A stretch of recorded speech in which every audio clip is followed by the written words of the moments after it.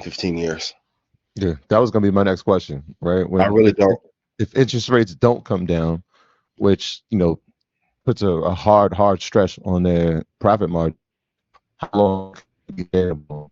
Whereas well, pay price and these interest rates at where they're at, what's the viability of it long term?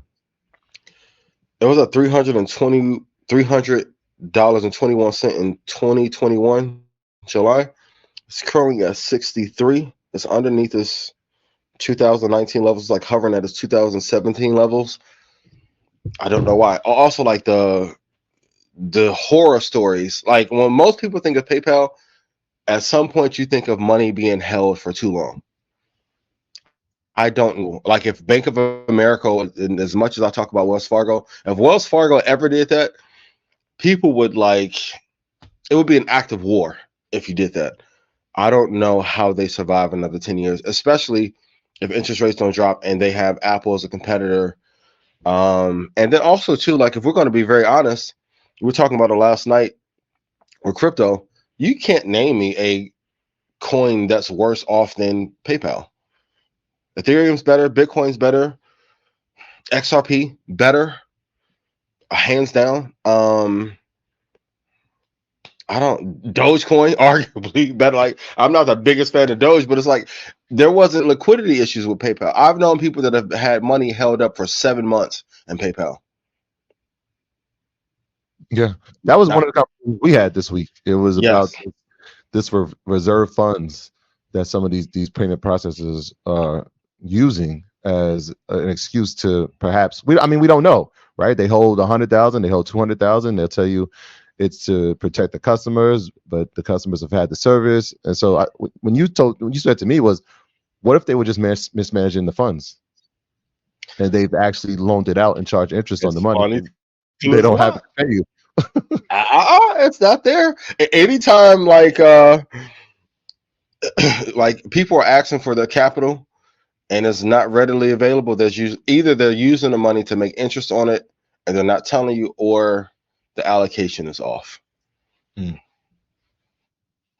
We have to look across the board and apply the same metric. So like I think last week was the anniversary of Lehman going out of business. And if we're seeing a collapse of the small banks, we don't think that a payment processor has the ability to go under and that they may not potentially be mismanaging funds. Now, I'm not saying that PayPal will be one of them. It's strange that they have these long income, and after you send in all verification, that they're still holding the money there. It just seems a little bit fishy to me. So I couldn't invest in that long term. I hope Alex does an amazing job. I hope he's able to turn around the company. And it's a travesty what they've turned that company into. At one point, PayPal was like a tech darling. And PayPal Mafia has created some of the greatest entrepreneurs and companies since they've left. And it's a shell of itself. So no, I don't think PayPal will recover anytime soon.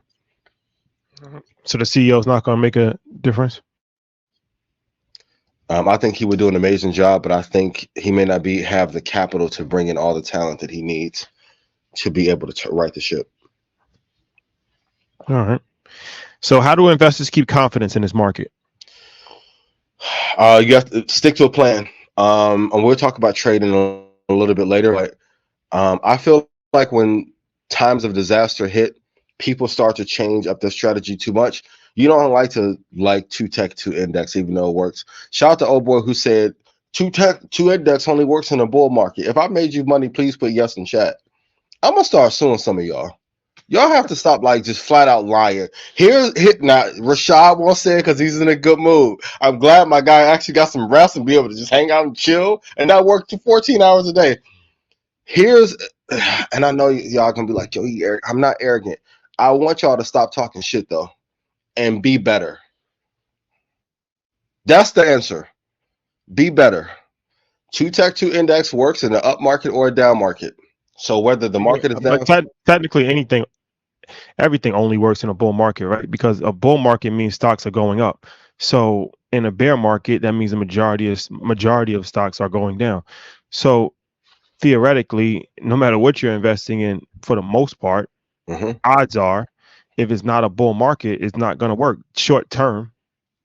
That's the whole Or point of it being a bear market. It's gonna go down. Whatever you're invested in for the most part, well, you have a high probability that stocks go down during bear markets and stocks go up during bull markets.